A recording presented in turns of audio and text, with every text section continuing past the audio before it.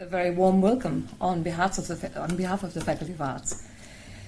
And yes, it is also a great pleasure to welcome tonight Morry Schwartz, AM, who will deliver the fourth Brian Johns lecture. I would like to thank Virginia for organizing this event in her first year as a new director of the Center for Media History. And I would also like to thank the team who have put in so much effort into making this event happen, including Professor Bridget Griffin-Foley, our inaugural director of the Centre. We are also very appreciative of this wonderful venue where we gather tonight. This is the second time we have held the lecture at the State Library of New South Wales.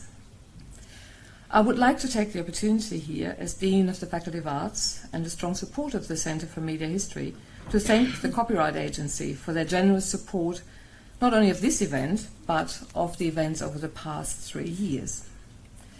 You have enabled the great lineup of speakers we have presented since the first lecture in 2015, with Mark Scott, AO, presenting, then Managing Director of the ABC. The year after, Professor Julianne Schultz, who we've got with us tonight, Editor of Griffith Review and Chair of the Australian Film, Television and Radio School. And last year's speaker, Amanda Wilson, the first woman appointed Editor of the Sydney Morning Herald. All of these lectures track key moments in our country's media history. We hope you will continue to support us in sustaining this lecture series, which is certainly an example of Morry Schwartz's thinking in public. I would also like to say a few brief words about our Centre for Media History at Macquarie University. Formed in 2007 and based in our thriving Faculty of Arts, this is Australia's only centre dedicated to conducting and fostering research on the history of the media and history in the media. It works with industry, scholars and creators of media to uncover and investigate the history of our rapidly changing communications and media landscape. The Centre has over 40 full and associate members at Macquarie, all engaged with significant research projects, in addition to honorary members which connect it and Macquarie to the larger network of media history, and scholars around the world looking to foster and extend transnational partnerships and projects. The Centre has gathered some very talented leaders too in the Australian media who assist the advisory board. Angelos Frankopoulos, AO, CEO of Sky News Australia, who chairs our board and who we hope to have with us here tonight. Yeah? We also have Dr. Jane Connors, Head of Industry, Policy and Strategy at the ABC, and Jan Müller, the new CEO of the National Film and Sound Archive, who recently arrived in Australia after heading the Hilversum Media Archive in the Netherlands. Unfortunately, Jan is unable to attend tonight. Also on our board are leading media history scholars, Associate Professor Faye Anderson from Monash University, and our very own Emeritus Professor Murray Good. I would now like to introduce you to the Deputy Vice-Chancellor Research of Macquarie University, Professor Saki Pretorius, who will say a few words about Brian Johns, the man we honour in this lecture tonight, and who will also introduce our esteemed presenter, Morry Schwartz, AM.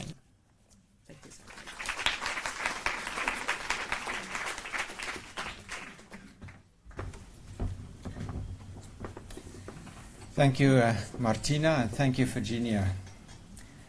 I'm very, very pleased to be introducing this event tonight, and of course our speaker, Morry Schwartz, AM. And I thank Virginia to help me with the notes, and I learned quite a lot. So thank you for that, Virginia. It was quite an education for me as a biologist. I know Morry is going to talk about thinking in public in relation to what he is calling slow news, and that is very appropriate, as thinking in public is also something very important to us at Macquarie University. The university's mission is to engage in this public thinking as much as support research and teaching behind closed doors. Thinking in public is also what we do, is our lifeblood. So we are very honored to have a speaker of Morry Schwartz's stature to challenge us and expand the way we might understand thinking in public today, and which also we very much connect to the importance of critical thinking, which is by necessity always going to be some kind of slow news. Before I introduce Morry, though, I'd like to say a few words about Brian Johns, in whose honour this lecture is being given. Morry knew Brian Johns personally and can speak to the qualities of the man with far more authority than me. Nonetheless, Brian Johns had a very public career as a journalist, publisher, and public administrator. Never afraid to think in public. Like Morry, he devoted much of his career to the development of Australia's public culture and to nurture our writers, thinkers, and artists. As the founding chair of the Copyright Agency's Cultural Fund Committee, who have generously supported tonight's event, Brian Johns was responsible for the allocation of $16 million to a wide range of cultural and creative projects. He demonstrated his passion for Australian content while running at different times two of our most important cultural and media organizations, the ABC and the SBS. He was also chair of the Australian Broadcasting Authority and served as a board member of the National Gallery of Australia. As publishing director with Penguin Books, Brian was a believer in the importance of supporting Australian writers. And Brian Johns was no stranger to the harsh realities of politics. He was principal advisor in the Department of Prime Minister and Cabinet under the governments of Malcolm Fraser and Gough Whitlam. Morry will soon remind us that in his early career, Johns was also a fearless journalist. In his lifetime, Brian Johns made a remarkable contribution to the world of ideas and Australian culture across all media, including the nascent digital media. The effects of his contribution continue to resonate through our media and cultural institutions today. It is appropriate that we should celebrate Brian's legacy in a lecture given by another groundbreaking publisher who has never been afraid of taking risks and supporting bold ideas in the evolution of Australian public culture and thought. We are really thrilled when Morry Schwartz accepted our invitation to present the fourth Brian Johns lecture. I suspect he's a very busy man, as the most cursory look at his publishing activities will show. Morry Schwartz AM is clearly a person whose work is a testament to the commitment and passion as much as it is to an enviable entrepreneurial sensibility. In 1971, at the age of 23, he co-founded A-PAC Press, publishing poetry and fiction. He recalled recently how, when he started out, there would be whole years when no one published a single Australian novel. I might also point out that in another article, the founders of A-PAC Press were described as being frequently drunk and effectively lived in their offices. One might therefore wonder how any Australian novels got published in those circumstances. But published they did, including the first ever anthology of Australian women's poetry, Mother, I'm Rooted, edited by Kay Jennings. Thank you, Virginia, for helping me with that. And Morry has never looked back. And we are lucky because he's culturally and intellectually ambitious for our country.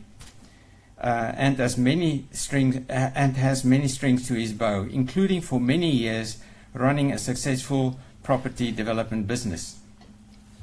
But the key for me is not the success of a business, rather what he has done with all this. How has he made an impact with his publishing, supported thinking in public over almost 40 years through the nurture of writers, intellectuals, and all kinds of thinkers in Australia who at one time or another have written for one of his imprints or publications. He also shows us what can be achieved starting with very little. He was 10 years old when he arrived in Australia. The family, originally from Hungary, had no money, and Morry spoke no English. Morry's publishing empire, if that is what it is, was certainly not built on an inheritance. Rather, Morry's achievements are evidence of great determination, intelligence and optimism, which allows a project to be built from nothing. And lastly, it seems to me, he believes in investing his talents and passions of others, gifting us great books, ideas and writing to linger over, rather than be forgotten quickly as fast news. He has delivered to us some truly great achievements.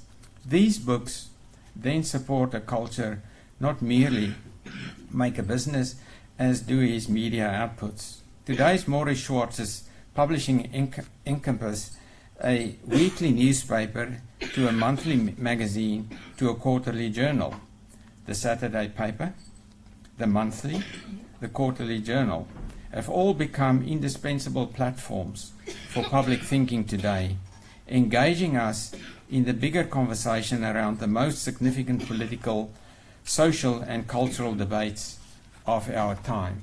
So it really gives me great pleasure and anticipation that I now invite Morry Schwartz to deliver the 2018 Brian Johns Lecture, Slow News, Thinking in Public.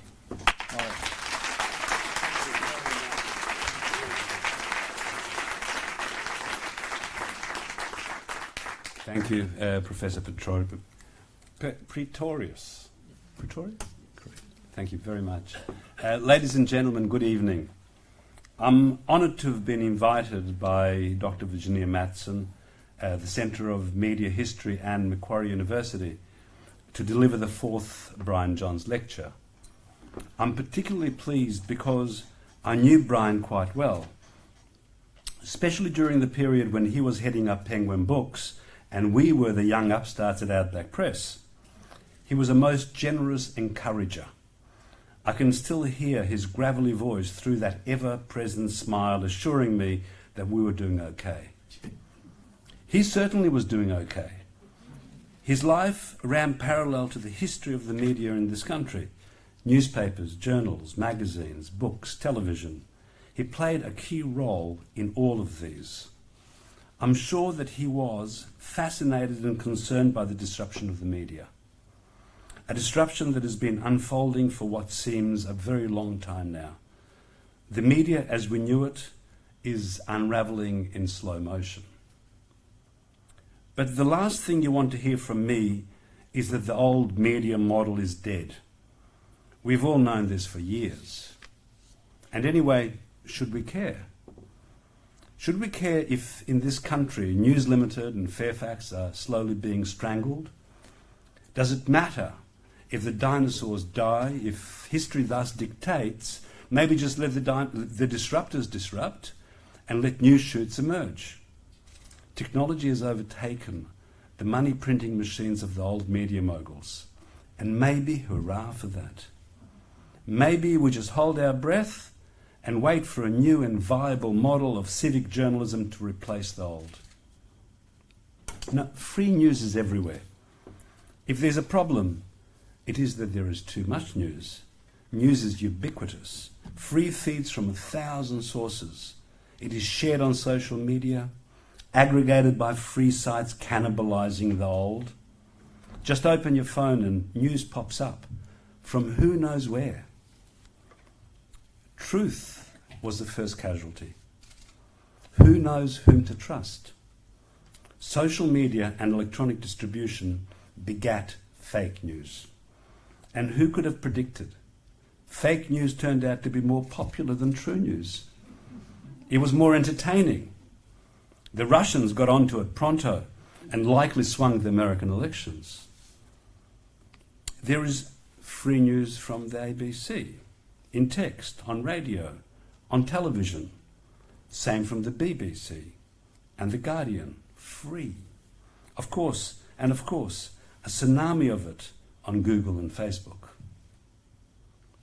But in Australia, as elsewhere, the free model was not the answer to the problems of the media.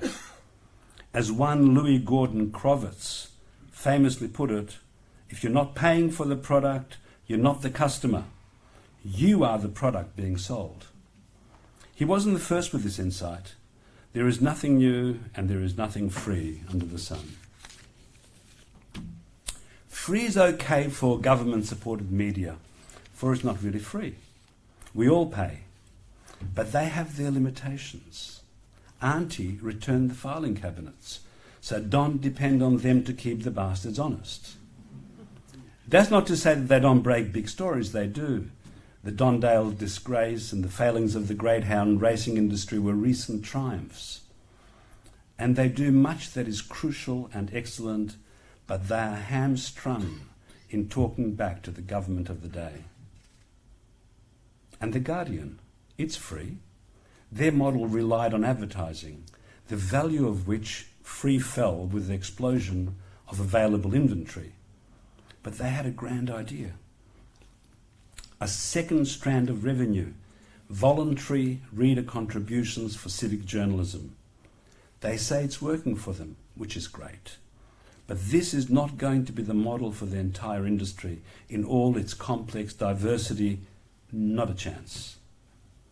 But free content comes with a great threat. One taskmaster is being replaced by another. In the past, the media had to tread gingerly around the concerns of their big advertisers. But when the news became funded by the readers, they became the bosses, and much tougher ones at that. With digital news, the publishers know exactly what their readers read and want to read. And when survival is at stake, even the highest journalistic ethics will be tested. So whether you are selling content to a subscriber or those subscribers to an advertiser, you are beholden to your reader. Of course, publishers have always been beholden to their readers. Some had keen instincts for what their readers wanted, and they gave it to them by the shovelful. But those were instincts. Today, it's an exact science. Editors know precisely what the reader is looking for, how long they spend with an item, even how far into an article they read. They know within minutes of publication how popular a piece is. An instant feedback loop. This is a big deal. This is the crux of the new reality, and it has a dramatic effect on the news. As the publishers chase numbers, they pander to their readers, and their content tends towards irrelevance. They lose their political impulse, they no longer challenge, they seek the reader's love, they only entertain. It is not possible to think critically in public at the same time as giving the readers what they want. We all know the history. The big two in this country, News and Fairfax, tried free content, but immediately realised their folly and started building paywalls. People paid for the news in the past, why not now? People pay for Netflix, why not their news? They will, but there is no road back to the old model. Facebook and Google have simply taken too much out of the pie. In Australia, they have captured over half of the total advertising revenue in a little over a decade. The media industry is calling for government intervention, but in my opinion, that would be unacceptably dangerous for the freedom of the press. In America, they have the same problem. The papers are dying. Recently, a small but unlikely gift came from right field.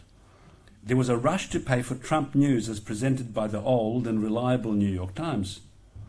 Digital subscriptions rocketed. Same for the Washington Post. They called it the Trump bump. Now, our world has a massive problem with inequality.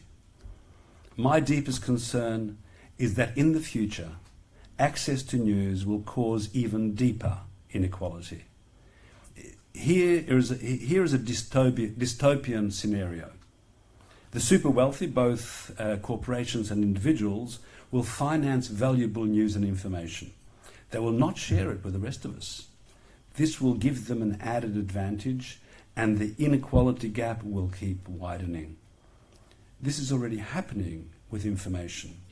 In the States, Politico Pro, which is an offshoot of Politico, offers subscriptions to policy news and information for minimum $8,000 a year to $300,000 a year. They employ 125 full-time journalists. There are many others doing this now.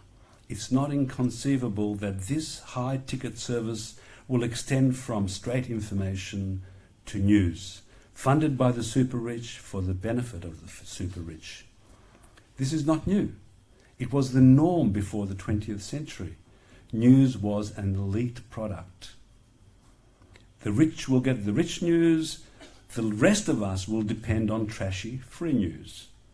Let's hope we can avoid this scenario. Maybe the ABC and SBS will have a place here, supplying quality news to a broader audience, but there will need to be a much sharper separation between them and government. If we can separate the judiciary from government and the Reserve Bank from government, why not the news? But let's return to our newspapers. The big two have been shedding reporters like rain, and they continue to do so. Some of those remaining are still doing a heroic job. The basic DNA of the old newsroom has not yet been completely destroyed. But it might be if a new model doesn't emerge soon. As I asked earlier, should we care? I care. We should all care. The crisis of newspapers is hard to overstate.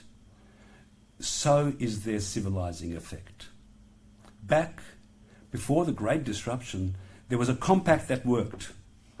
In its ideal form, the business model for serious broadsheets was a fortuitous bargain, a marriage of commerce and the social responsibility of preserving a free press. They got their readers in exchange for maintaining the journalistic ethic. Very broadly, this meant that the press had to offer accuracy, balance, hold power to account, maintain a separation between news and comment, and a separation between news and advertising. But this compact, this virtuous ecosystem is under threat, if not already destroyed in some instances, and will not evolve again overnight. We are living in a time of shrinking resources for the making of our news. As pressure increases, less and less time can be allocated to researching and developing a new story. We end up with what could be called fast news, a bit like fast food. Quick to produce, not very nourishing, full of fat and sugar. We are seeing the victory of tabloid news, which has always put owners' and shareholders' profits ahead of the ideals of journalism. So, as the old system is breaking down, we need to examine what is not breaking down, to identify the forms of media that have remained constant despite the disruptions, the forms of media that will assist us in getting through this dangerous time. And that's the topic of this talk, slow news. If fast news is day-to-day journalism speeding on its never-ending treadmill, chasing the remorseless cycle of the news, slow news, by contrast, attempts to capture the bigger, deeper forces underlying the news. It pays little attention to every new development, bent instead towards the larger, overarching truth and importance. When I talk of slow news, I'm not referring to the speed and means of its delivery, rather the time given to its formulation. Let me be very clear. I'm not suggesting in any way that slow news can replace fast news. Rather, I suggest that slow news is not facing the same existential threat, and note its particular value in these parlous times. Slow news can shoulder some of the responsibilities of the free press, to be fair and balanced, to shine a light on the way we are governed, to consider the policies made on our behalf, on the doings of power and big business, to give knowledge and understanding to the public, giving them the tools to be effective participating citizens. Slow news can break stories, however, it doesn't do this enough to replace fast news. The two must exist side by side. Slow news is mostly written or spoken at greater length than fast news. It explains, analyses, and offers background and considered opinion on events and movements. It aims to inform the public in depth and give access to our best minds in the process of thinking in public. Books have, for a very long time, been the natural habitat of the public thinker, and despite assurances that their day is over, it is clear that the book remains a potent force. Much of this talk will focus on journals and magazines and newspapers, but first let me talk a bit about books. Clive Hamilton's recent book, Silent Invasion, China's Influence in Australia, is a good example of thinking in public. It was almost not published at all, and when it was, it created much heat. Some critics hated it. They said it was racist, alarmist, bad for our relations with China, and that it could never, and it should never have seen the light of day. Others defended it passionately, variously on the grounds that it told the truth, that Australia faced real danger from China, and that the book's publication was a vital act of free speech. The book itself might end up selling, say, 15,000 to 20,000 copies, but its impact was amplified by the fast news media, and the debate it caused reached every corner of the land. Clive Hamilton was truly thinking in public. Book publishing is going through a vibrant period in this country. This in spite of it being the most difficult business in which to make profits. Both corporate and independent players seem committed beyond rational explanation. These people are happy to lose money. Long may that last. And not the losses, the commitment. Serious journals, magazines and weekly papers have long been important arenas of public speaking in Australia. While many of them had influence far greater than their circulation might suggest, for the most part these journals have limited lifespans. One dying periodical seems to pass the baton to the next. Some were exceptions. The Bulletin lasted longest, 128 years. In context of this talk, it seems apposite to look at the history of slow news and of thinking in public with the example of one journal, Nation, with which many of you of a certain age will be familiar. The young Brian Johns was a public thinker. Brian began his journalism at the Queanbeyan age, and by the time he was 24, he was writing for Nation. Nation was a true journal of public thinking. Self-described as an independent journal of opinion, it was published in Sydney by Tom Fitzgerald and George Munster for 14 years, from 1958 to 1972, from the middle of the Menzies era to the eve of Whitlam. Nation took the baton from Harold Levian's independent monthly called Voice, which expired in 1956 after 5 years of struggle.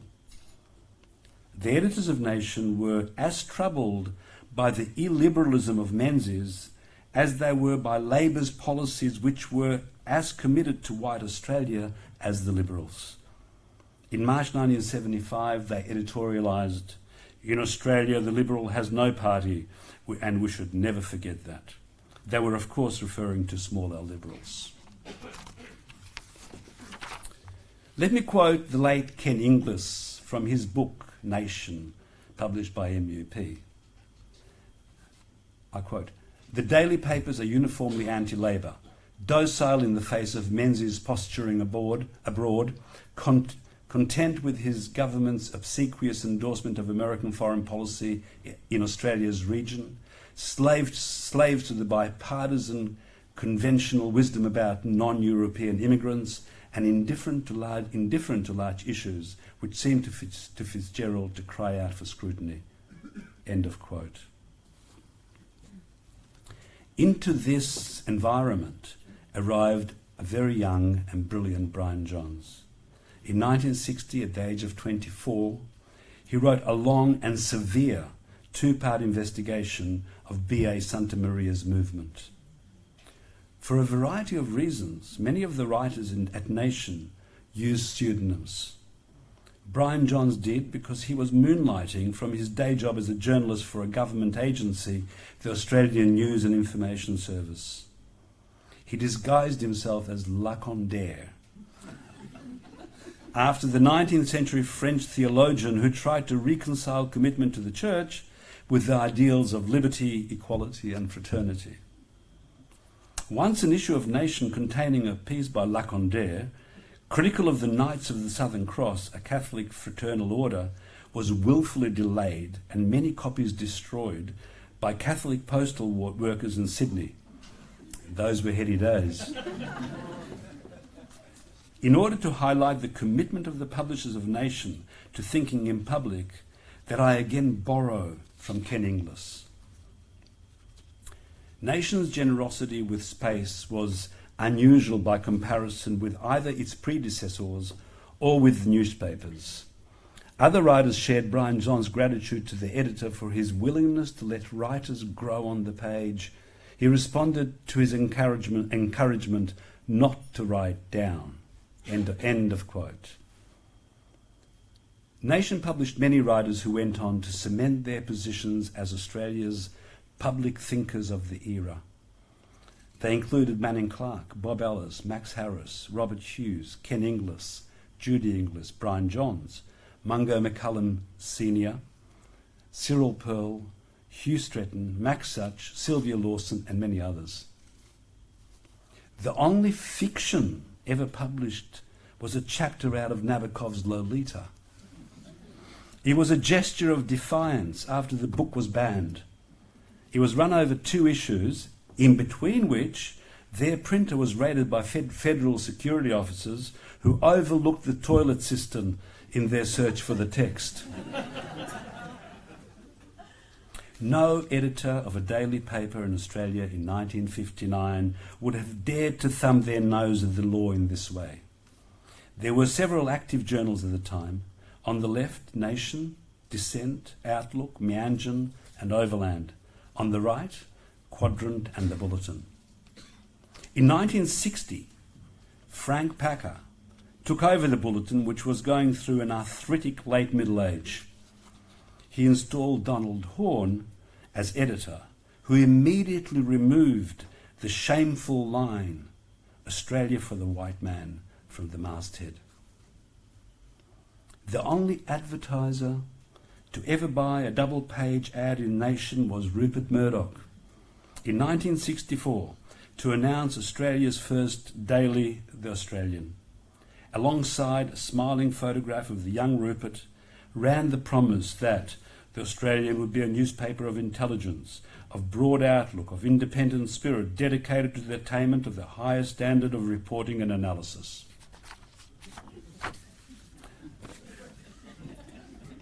Robin Boyd was to write for the new paper, as was Robert Hughes, and many other names from Nation, Max Harris, Ken Gott, and Brian Johns, who became the chief political correspondent.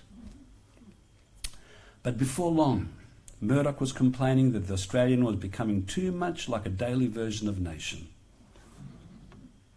Maxwell Newton, its first editor, lasted only 8 months.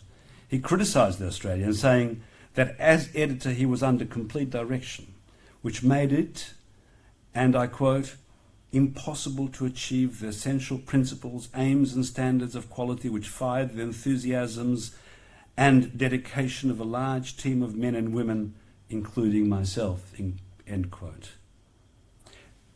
Despite this criticism, the paper did preserve many of its founding ideals and secured enough readers and advertisers to give its Fairfax competitors a good shake. The Herald and the Age were provoked to lift their game and became less stodgy and stuffy. Brian John's name crops up again. When the Sydney Morning Herald published an unprecedented series of long articles on abortion and the law in 1968, the author was Brian Johns, who had moved to the Herald from the Australian. One way or another, by cross-pollination and example, Nation helped make the 1960s a time of hope in newspaper offices. As the 70s dawned, there was a changing of the guard. The Australian had arrived, and in 1970, the Sunday Review was launched. It was the forerunner of Review, which in 1972, merged with Nation to form Nation Review, edited by Richard Walsh and owned by Gordon Barton. In February 1971, Fairfax launched the National Times with the 29-year-old Trevor Kennedy as editor. The following year, Sir Frank Packer took out his fat checkbook and poached Kennedy to replace Donald Horne as editor of the Bulletin.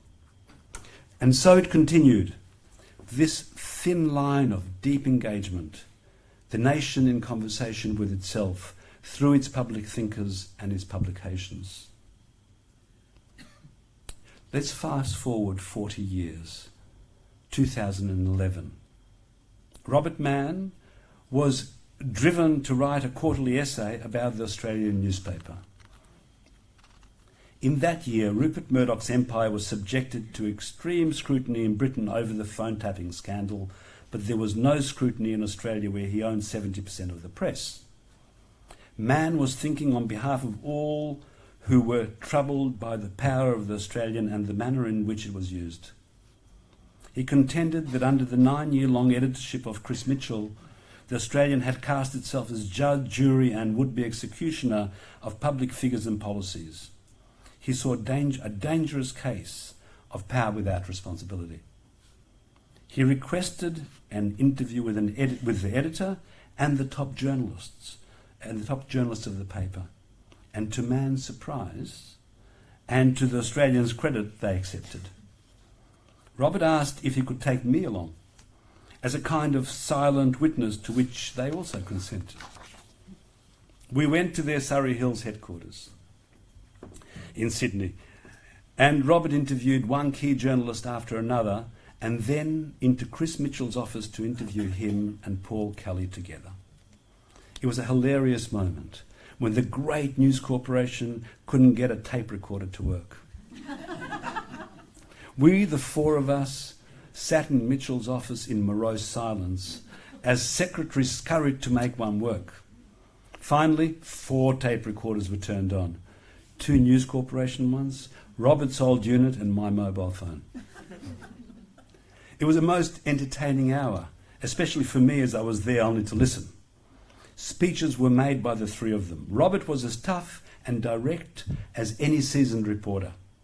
Kelly defended the record with gravitas, and Mitchell attacked with more than a little skill. The resulting quarterly essay was titled Bad News: Murdoch's Australian and the Shaping of the Nation. It was a sensation. It was covered widely by all manner of media, but there was a strange silence from the Oz. And then, a fortnight after publication, when we thought that completely stonewalled, they responded with all guns blazing. A battalion of their journalists responded with a full-page broadsheet special titled Setting the Record Straight.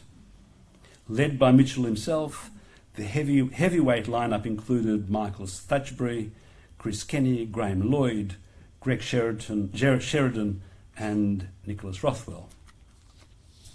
They opened up to criticism. They listened, but they were not moved by what they heard. And we listened to their arguments, and we were not moved by what we heard. But maybe hearing is not really the point of public debate. I accept the futility of convincing the convinced. But the debate must be had in any case, and we must be free to have it. We must be free to attack government, to attack powerful self-interest, to freely criticise the status quo. So, if we shine a very bright light on issues, things do change. You can't convince all Liberals to vote Labour, nor vice versa, but things slowly change at the edges and social evolution results. The real challenge is the maintenance of a society that prizes civil debate, a system of governance that is rational, democratic and flexible, one that can deal with complexity and a myriad of competing interests and competing demands, one that can deal with extremes but not be consumed by them. But there is more to thinking in public than the maintenance of a healthy society. There's also the challenge of knowing ourselves, of understanding who we are as a society, of lifting the veil on our national self-delusions. La Trobe University Press, with which I have an involvement, is publishing a series of books under the banner Australian Thinkers. They will collect essays and other writings by our most influential public intellectuals. The first published last year was Donald Horne's Selected Writings, edited by Nick Horne, his son, with an enlightening introduction by Glyn Davis. One of Australia's leading thinkers for close to 50 years, Horne was perhaps the best Australian non-fiction writer of his generation. He made a case for a more open, modern, intelligent Australia, most famously in his seminal book, The Lucky Country. He didn't spare our feelings when he wrote, and I quote, "Australia is a lucky country run mainly by second-rate people. It lives on other people's ideas, and although its ordinary people are adaptable, most of its leaders so lack curiosity about the events that surround them that they are often taken by surprise." For those who know this passage off by heart, please excuse me, but it bears repeating. Not necessarily in agreement with him, but in expressing how effective thinking in public can be. He prodded us out of our sleepwalking. He pricked our self-delusions. The book sold its original print run of 18,000 copies in just 9 days. It has sold a total of 260,000 copies. That's huge for this market, believe me. He was prescient about our necessary relationship with Asia, decades before it became common discourse. He was involved in slow news. He thought deep and hard and gave us structural underpinnings rather than knee-jerk reactions. His public thinking counted. A Hugh Stretton collection is coming soon from La Trobe.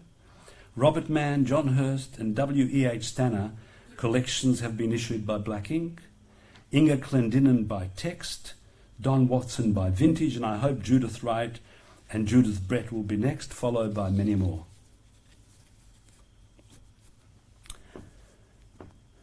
After I'd said the title and subtitle of this talk, some unkind person in the office pointed out that a book by the same title already existed.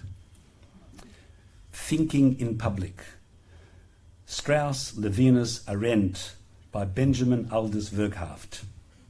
I ordered a copy immediately and was very relieved when it arrived. Dr. Werkhaft had nothing to worry about, and for that matter, neither did I. Same title, different universes. But reading the introduction gave me pause. This book is about Hannah Arendt's indictment of Germany's public intellectuals in the face of the Nazification of Germany after 1933. And not only those intellectuals, but her loss of faith in intellectuals as a class. She made the damning claim that intellectuals made up things about the world around them, that they can find a theory to validate any state of affairs, including Nazi rule.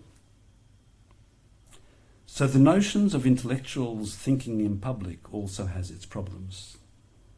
Every place and every generation has their public thinkers. We also have our false prophets, intellectuals thinking in public in the service of falsehood and harm.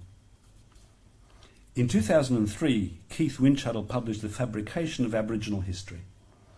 He contended that there was no Tasmanian genocide, that in fact no significant number of Tasmanian Aboriginals can be proven to have been killed during the period of white settlement. In the same way as that valuable public thinking gets amplified by the media, so was this shocker.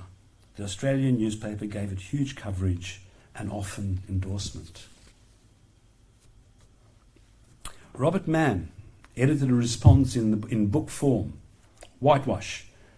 20 scholars powerfully refuted Winchuttle's contentions. The book review of Whitewash in the Oz by Peter Coleman was headlined, "On the Art of Ganging Up on a Writer." What can you say? And then there was Ian Plimer's enormously successful denialist account of climate change, Heaven and Earth, published by Connor Court. Ideology, not science. The list is long, very long. So where does this all leave us? I think it leaves us in the certainty that both slow news and fast news need to survive. After all, it is fast news that does the investigating. Take the question of Trump and Russia. Here, the investigative journalism of New York Times and the Washington Post has been outstanding and a vital element in the maintenance of liberal society in the US. This is not thinking in public, but investigative reporting of the highest quality, where the emphasis is on gathering and preserving the facts and presenting them as objectively as possible. The journalists have left it to others to think about what these facts mean for the Trump presidency and for the health of the American democracy. We are going through a media crisis which hopefully will not last forever. But whilst the crisis exists, slow news has an extra responsibility. It is for slow news to maintain a complex understanding of the civic space. Slow news rethinks institutions and as such critiques them. It needs the information turned up by the fast news, but in its absence it has a way of coming to new information through the path of intellectual curiosity. While the industry rebuilds itself, there is an added responsibility for us to maintain this curiosity and the watch it keeps on government. Thankfully, the good news is that in this country, we have no government censorship to speak of, but we should all warn government not to go down Trump's way and call anything disliked fake news. To disparage the free press from on high is not only a travesty, it's dangerous. Distinguishing between fact and fiction is one of the main functions of the media.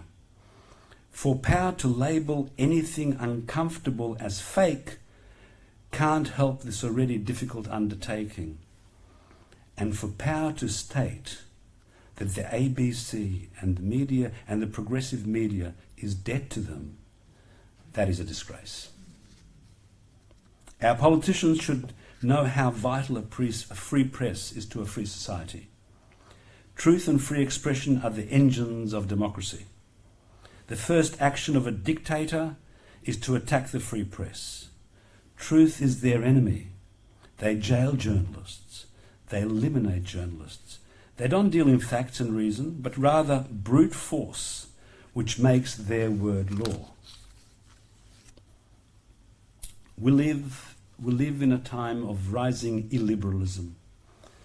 This was unimaginable to me a decade ago. It's not easy to glean this from our daily press.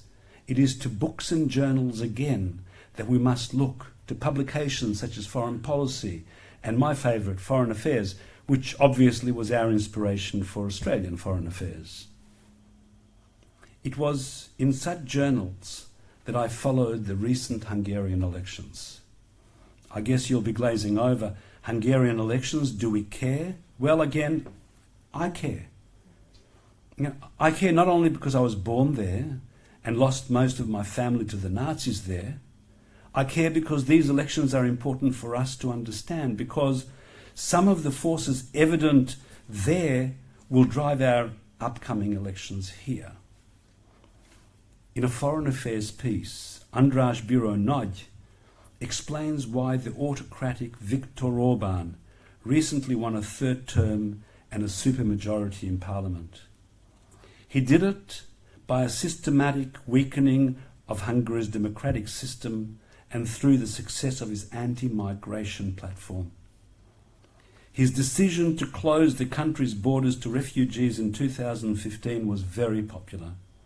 He successfully persuaded his base that only his government can protect the country against the Muslim invasion.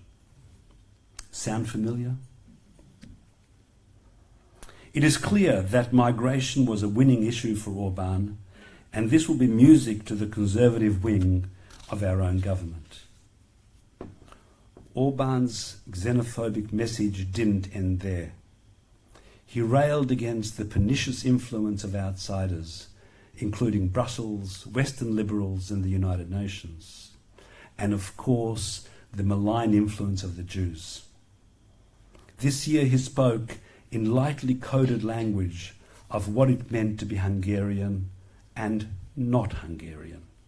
Let me quote. "We are fighting an enemy that is different from us, not open but hiding, not national but international, does not believe in working but speculates with money." We all know who he's referring to. Classic anti-Semitism is back in Hungarian politics. That gets my attention, and it should get all our attentions, especially our politicians as they play with xenophobia. How does Orbán manage to get away with all this? Simple. He weakened democracy by taking control of the media. What the state didn't own has been taken over by his political allies. This gave them control over information and enabled massive propaganda campaigns.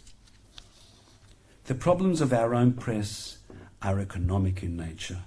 These pale into insignificance when compared to state control of media.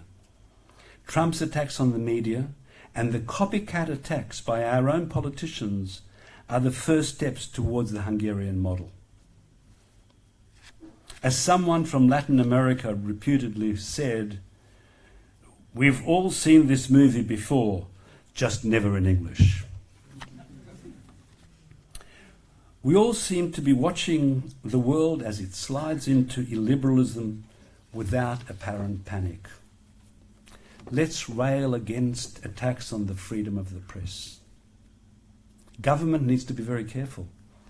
Great caution needs to be taken with legislation that can affect these freedoms.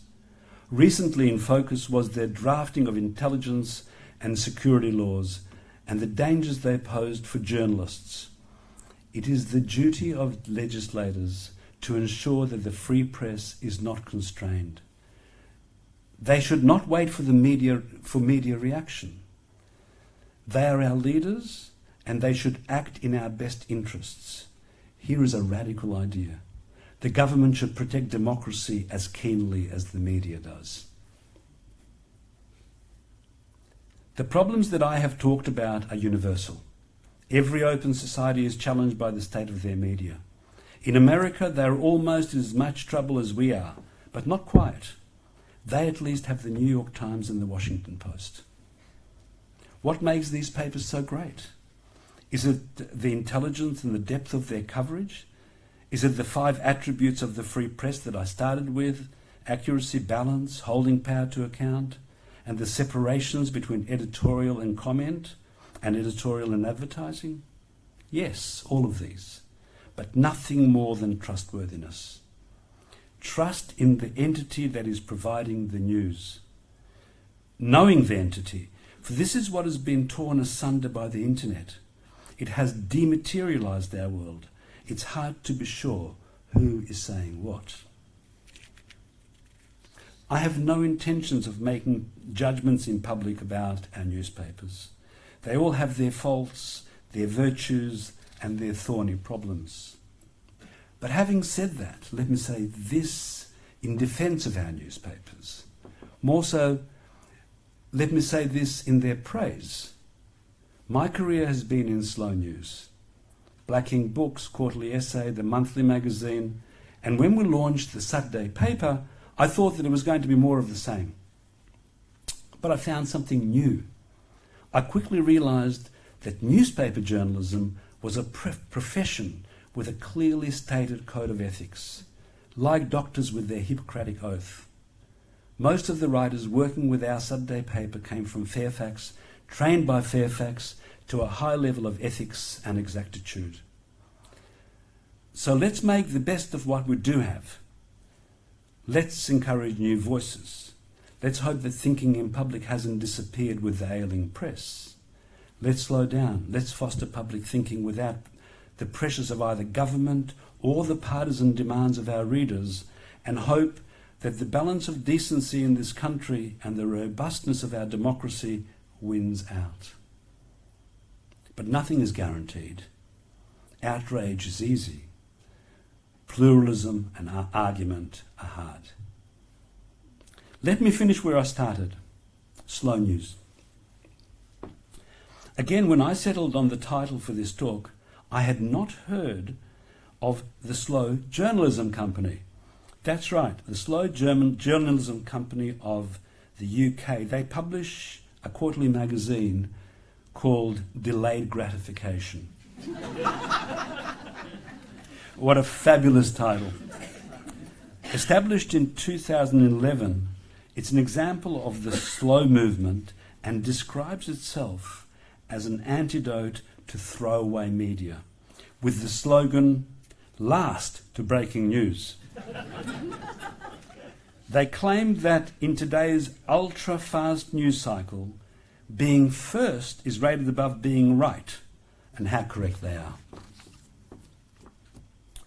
And much closer to home, 5 years ago, Melburnians Paul and Bridget Haynes set up a highly successful international digital journal, Aeon. A-E-O-N, for those who haven't heard of it. A couple of years ago, Paul described the ideas behind the publication to me. I quote Paul, "Aeon was conceived as a purely digital magazine," he said. "Aeon is a kind of placeless publication, a child of the internet generation. Our focus is on intellectual and cultural themes. We don't cover news or current affairs, nor are we a literary magazine. Our focus is on ideas as such. One of our objectives is to provide a platform where specialists can translate their knowledge for a general audience." Last month I took up the conversation with Bridget and Paul again. I asked if, despite not covering the news or current affairs, they considered Aeon to be a political magazine in the broadest sense. This time Bridget responded, "There is indeed no doubt that we are interested in the way that good societies work. With our interests in history, political philosophy, economics, work, family and households, in the sense that we are, as humans, social beings, we need one another and we need to work ways to live with one another, allowing and celebrating differences, as well as finding common ground and a shared sense of humanity. In that sense, yes, Aeon has political interests." How perfectly put. Aeon hosts Thinking in Public. The form has come a long way since Nation. 65% of Aeon's million monthly unique readers are in North America, 7% in the UK, and 4% here in Australia. Brian Johns would have said they're doing okay. Who would have imagined the world thinking in public out of Australia? The internet taketh and the internet giveth. There is hope. Thank you.